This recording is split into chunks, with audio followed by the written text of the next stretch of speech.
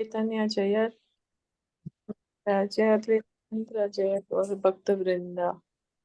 Jaya Jaya Shri Caitanya, Jaya Nityananda, Jaya Advaita Chandra, Jaya Gaura Bhakta Vrinda. Jaya Jaya Shri Caitanya Jaya Nityananda Jaya Advaita Chandra Jaya Gaura Bhakta Vrinda. Jaya Jaya Shri Caitanya, Jaya Nityananda, Jaya Advaita Chandra, Jaya Gaura Bhakta Vrinda. Jaya Jaya Shri Caitanya Jaya Nityananda Jaya Advaita Chandra Jaya Gaura Bhakta Vrinda. Can I read today? Please, yes, please. The next day, Lord Chaitanya went to the house of the Brahmana and saw that all the Mayavadi sannyasis were sitting there. He offered his respects to all the sannyasis, as was customary, and then went to wash his feet. After washing, he sat down that, at that spot a little distance from other sannyasis. While he was sitting there, a sannyasi saw a glaring effulgence emanating from his body. Attracted by his glaring effulgence, all the Mayavadi sannyasis stood up and showed him their respect. Among them, there was a sannyasi named Prakāśānanda Saraswati. He was a chief among the impersonalist sannyasis, and he addressed Caitanya with great humility, asking him to come and sit among them. So, you know, the devotees were sad that Lord Chaitanya was being criticized by the sannyasis of Banaras. And then, so the Lord arranged that one of the Brahmana, he organized a lunch for all these sannyasis and he also invited Lord Chaitanya. So Lord Chaitanya usually never accepted, but just to please his devotees and to give mercy to these sannyasi, accepted the invitation. And then before they would wash feet outside. And then after washing his feet, he sat down there. He didn't come and enter into the assembly immediately of the sannyasis. He was sitting in a place where the washing feet is done just nearby there. And then the Brahmajyoti was emanating from him, and the sannyasis could see it. They could see, after all, the Brahmajyoti comes from Lord Chaitanya. No? He's Krishna himself. So Prakāśānanda Saraswati, he's the leader of all the sannyasis. Now he's coming to speak to Lord Chaitanya. My But dear son, my dear sir, why are you sitting in that filthy place? He asked. Please come and sit with us. Oh, I belong to an inferior sect of sannyasis, Lord Chaitanya replied. Therefore, I think I should not sit with you. Let me remain down here. Prakāśānanda was surprised to hear such a thing from such a learned man, and he took the Lord's hand and requested him to please come and sit with him and the other sannyasis. When Lord Chaitanya was finally seated among them, Prakāśānanda Saraswati said, I think your name is Sri Krishna Chaitanya, and because you have taken sannyasa from Keshava Bharti, who belongs to the Sankaracharya Sampradaya, I understand that you belong to our Mayavadi sect. So Lord Chaitanya is very humble, very humbly he's saying, oh, I'm from inferior, I don't deserve to sit with such exalted personalities like you. So he's also showing humility. He's showing us also how to be humble. So then anyway, then let's continue. According to Sankaras, there are 10 different names for sannyasis. One of the three names, Trita, Ashrama, and Saraswati, are given to the sannyasis considered to be the most enlightened and cultured. Since Lord Chaitanya was a Vaishnava, he was naturally humble and meek, and he wanted to give the better sitting place to Prakāśānanda, who belonged to the Saraswati Sampradaya. According to Sankara principles, a brahmachari of the Bharati school is called Chaitanya. However, although Sri Krishna Chaitanya Mahaprabhu took sannyasa, he kept his brahmachari name and did not take up the title of Bharati. So this is like the technical names that they get from this Shankara sect, Shankaracharya's movement. They get these different kind of titles, the sannyasis. So according to the hierarchy of the title, Prakāśānanda Saraswati is much more exalted, superior. So Lord Chaitanya is showing, how to give the respect to a superior. with humility. And Lord Chaitanya is taking the lower position, although he's God himself. Well, Sir Prakāśānanda, Saraswati continued, you belong to a Sankara sect and you are living in Banaras. So why don't you mix with us? What is the reason? Another thing, you are a sannyasi and are supposed to engage in simply in the study of Vedanta.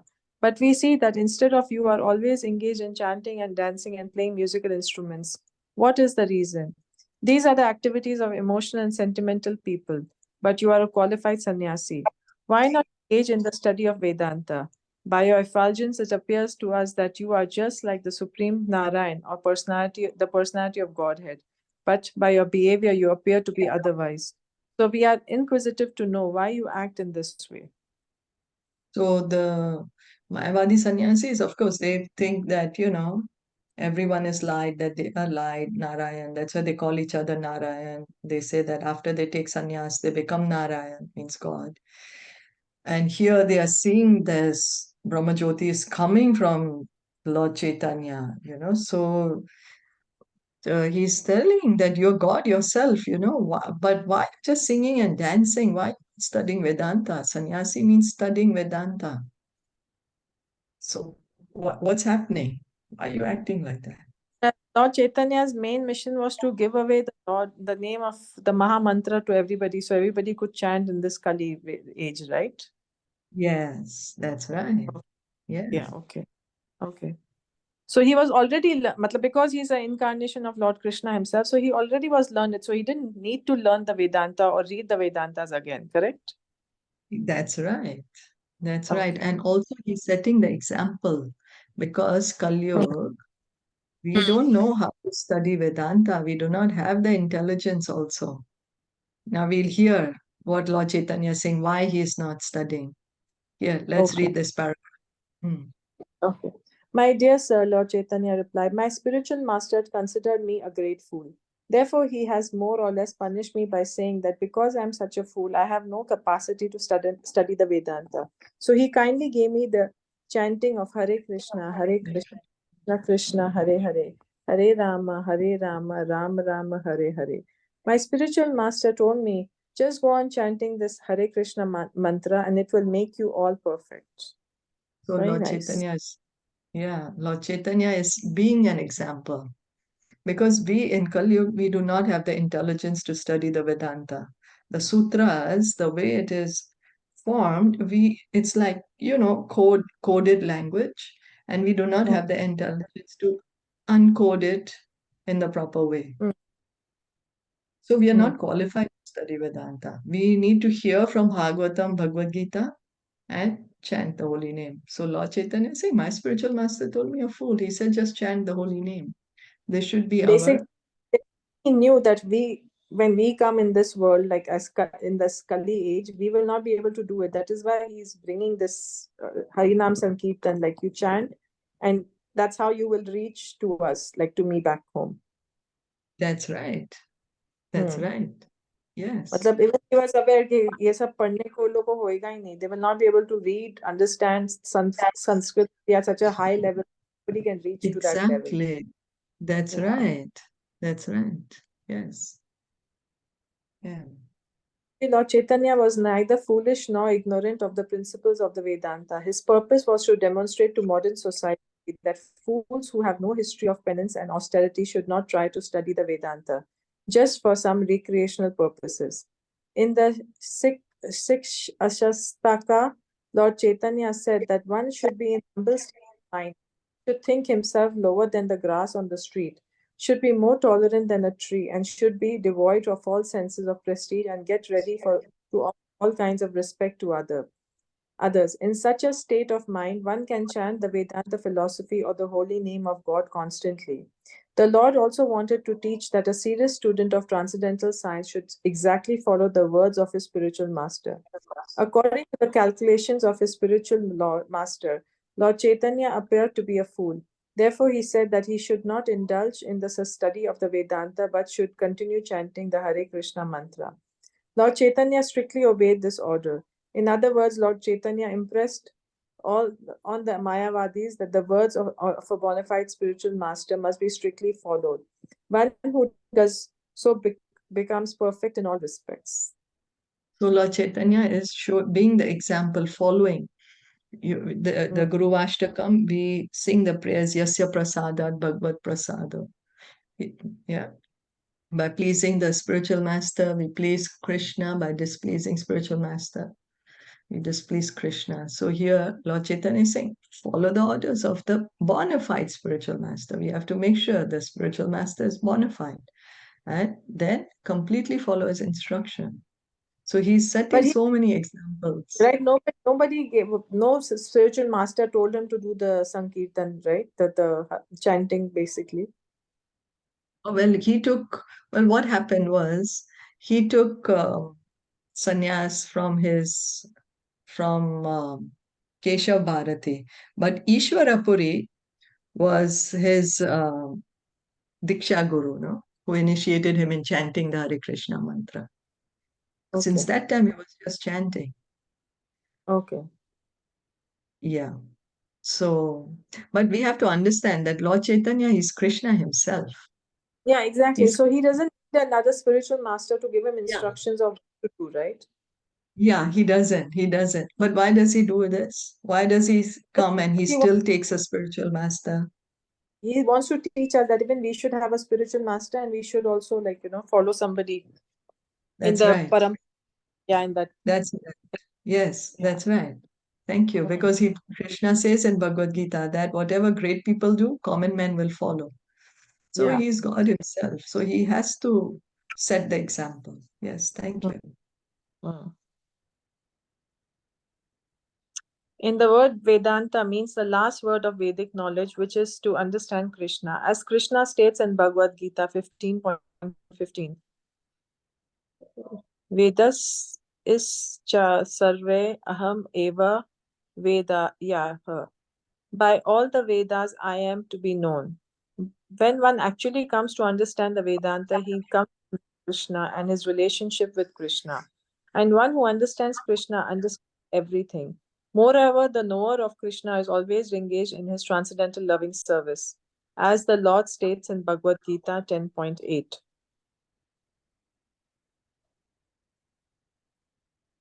Aham sarvasya prabhavo mata sarvam pravartate iti matva bhajante mam buddha bhava samanvitaha. I am the source of everything, and everything emanates from me. One who perfectly knows this fully engages in my transcendental loving service. So Ved means knowledge. That's not Ved means knowledge. Anta, end of knowledge. Vedanta, when we say Vedanta Sutra, means the end of knowledge. And Krishna says in Bhagavad Gita 15:15, Vedascha sarver aham eva vedya. What's the use of all the Vedas? To understand Krishna. Krishna is the speaker of the Vedas, he's the compiler of the Vedas, he's the knower of the Vedas. And by studying the Vedas, we are supposed to come to the point of understanding Krishna. Understand Krishna, understand our relationship with him, understand who we are. And Prabhupada is saying, one who understands Krishna understands everything. Everything. Krishna is saying, I'm the source of everything. Everything emanates from me. One who perfectly knows this fully engages in my transcendental loving service. So the pure devotee, once one understands that Krishna is the Supreme Personality of Godhead, I have an eternal loving relationship with him, then one automatically wants to engage in Krishna's service. One who knows this fully engages in my transcendental But go loving to see, service. everybody subconsciously knows, right? He's the ultimate person, like the personality of God, it is only him. Like, because wherever you are stuck, whatever you're doing, at the end of the day, usko ही याद करते हैं ना. मतलब कोई भी परेशानी होए, कोई भी खुशी होए, every time we are just thinking and thanking him only, right? Exactly. Subconsciously, Thank you. all know Yes. this. Yes, that's right. Because as you just said, कुछ problem हो जाता है, then who do we turn to? Immediately we'll start Yeah, like praying. hey, Bhagwan, like if you're happy, also thank God it happened. Like, Yes. like Yes. because you're thanking and you're pleading all the time, you're doing the same thing. Like subconsciously, right? He's the only one who can do things, who can create miracles, who can actually, matlab, everything, like, you name it, and it's like only from him it can happen. However rich you are, it is because of him that you're getting that richness. If you are, like, getting recovered from a disease, also because of his mercy you're getting like, recovered. If you're getting the disease, is basically, that you have been punished by him because of your karmas that you have done in the past or in your this life, whatever. Yes, yes, yes. Thank you. Mm. Yeah. Yeah. And then Krishna is saying, I am that Supreme Lord, because many Mm. of us don't, we may just say God or, oh, I don't know your name. So Krishna is saying, I am the Supreme Lord. I am the source of everything. Mm. I am that person that you're subconsciously praying to. It's me. Everything is Mm. coming from me, Krishna himself. Mm. Yeah. Thank you. Thank you for that. A living entity is eternally related with Krishna in the relationship of servant and master. Once that service is wanting, or in other words, when one is not situated in Krishna consciousness, it is to be understood that his study of the Vedanta is insufficient. When one does not understand Krishna or does not engage in his transcendental loving service, it is to be understood that he is averse to study the Vedanta and misunderstanding the Supreme Personality of Godhead. The path of Vedanta study shown by Lord Chaitanya should be followed by all. A person who is puffed up by so called education has no humility and therefore does not seek the protection of a bona fide spiritual master. He thinks that he does not require a spiritual master and that he can achieve the highest perfection by his own efforts. Such persons are not eligible for studying the Vedanta Sutras. Those who are under the spell of the material energy do not follow the instructions of the disciplic succession, but try to manufacture something on their own. In this way, they step outside the sphere of Vedanta study. A bona fide spiritual master must always condemn such independent mental speculators. If a bona fide spiritual master directly points out the foolishness of a disciple, he should not be taken wrongly.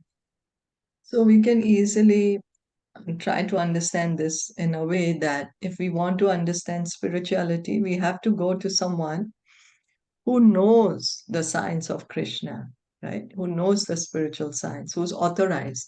Just like if we want to go to become a doctor, we enter a university which is authorized by the medical board. We study in that university, we train under such teachers and doctors, then we become a certified doctor. Hmm. So, this is the point that we must approach a bona fide spiritual master if we want to understand the Vedas, the Vedanta. If we at all want to understand, if we at all want to understand who we truly are and who's God. A person who is completely ignorant of the science of God cannot be considered learned. More or less, everyone who is not in Krishna consciousness is subject to foolishness. Sometimes we display our foolishness by accepting someone who is barely educated as a spiritual master. It is our duty to understand the Supreme Personality of Godhead, whose lotus feet are worshipped by all the Vedas. One who does not understand him and is proud of a false understanding of the Vedanta is actually a fool. Mundane attempts at academic knowledge are simply another type of foolishness. As long as one cannot understand the cosmic manifestation as a representative of the three modes of material nature, he must be considered to be in the darkness of inebriety and caught in the duality of this material world. A person who is in perfect knowledge of the Vedanta becomes a servitor of the Supreme Lord, who is the maintainer and sustainer of the whole cosmic manifestation. As long as one is not in transcendental to the service of the limited, he cannot have knowledge of the Vedanta. So, Sorry. sorry. So Prabhupada is helping us point out that we have to approach a bona fide spiritual master. We have to make sure who we are hearing from. Is the person we are hearing from, is he himself learned or no? Like, if I Mm. want to become a doctor and I just say I'm going to learn from YouTube, there's so many people talking on YouTube, or I'm just going to buy some books, I'm just going to hear from somebody, he seems to be knowledgeable of science, let me just hear from him. We are not going to become qualified doctors for sure. So the same thing applies to spiritual life, that we need to understand from a bona fide spiritual master. And then one who actually understands Vedanta automatically is going to become engaged in pure devotional service. Krishna says, Vedascha sarver aham eva vidya. All the Vedas are there for us to come to the point of understanding Krishna and our relationship with him. And that is the purpose of all the Vedas. So if one is already situated in his relationship with Krishna, means he has studied all the Vedas, means he has understood the Vedas. As long as one is within the limited jurisdiction of tuitive activities or is involved in mental speculation, he may perhaps be eligible to study or teach theoretical knowledge of the Vedanta Sutras. But he cannot understand the supreme, eternal, transcendental, completely liberal vibration of Hare Krishna, Krishna Krishna, Hare Hare, Hare Rama, Rama Rama, Hare Hare. One who has achieved perfection in chanting this transcendental vibration does not have to separately learn the philosophy of the Vedanta Sutras. According to the teachings of Caitanya Mahaprabhu, the bona fide spiritual master, those who do not understand that this transcendental vibration is non-different from the Supreme, yet who try to become Mayavadi philosophers, expert in the Vedanta Sutras, are all fools. Studying the Vedanta Sutras by one's own effort, the ascending process of knowledge, is a sign of foolishness. The other hand, he who has to attain a taste for chanting this transcendental vibration has actually reached the conclusion of the Vedanta. In this connection, there are two verses in Srimad Bhagavatam which are very instructive. The purport of the first is that if a person is chanting the transcendental vibration Hare Krishna, Krishna Krishna, Hare Hare, Hare Rama, Rama Rama, Hare Hare, then even if he was born in the family of the lowest of human beings, is to be understood that in his previous life he's performed all types of renunciation, austerity, sacrifice, and studied all the Brahma Sutras. The purport of the second verse is that one who chants the two syllables Hari must be considered to have studied all the Vedas, the Arji Veda, the Atharva Veda, Yugur Veda, and the Sama Veda. So that Bhagavatam is saying one who is chanting the holy name means he's understood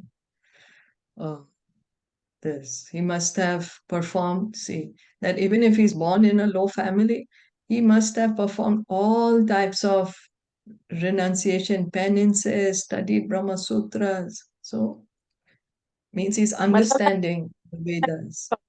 Sorry, if we are chanting Hare Krishna mantra, matlab, we have done some good, no? That is why he's putting our mercy, giving us his mercy. Yeah. So how we understand is that we understand the devotee are merciful to us. That's why we are able to chant Hare Krishna. If it was not for Prabhupada, we wouldn't be chanting. If it wasn't for Lord Chaitanya, we wouldn't be chanting.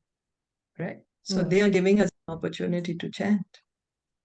That is how we understand it. Like that is the mercy of the Lord that that we are getting this opportunity to chant. Yes. Yes. It's the mercy of the Lord and the mercy of the devotee that we are able to chant. And the person who's chanting means he has studied all the Vedas.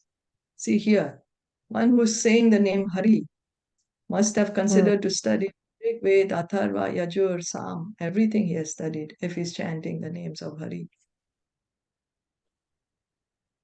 But like in the age of Kali, like okay, in our age, like we are just chanting, but we have not studied the Vedas. We don't know anything regarding. So then how? Now what all the Vedas are saying?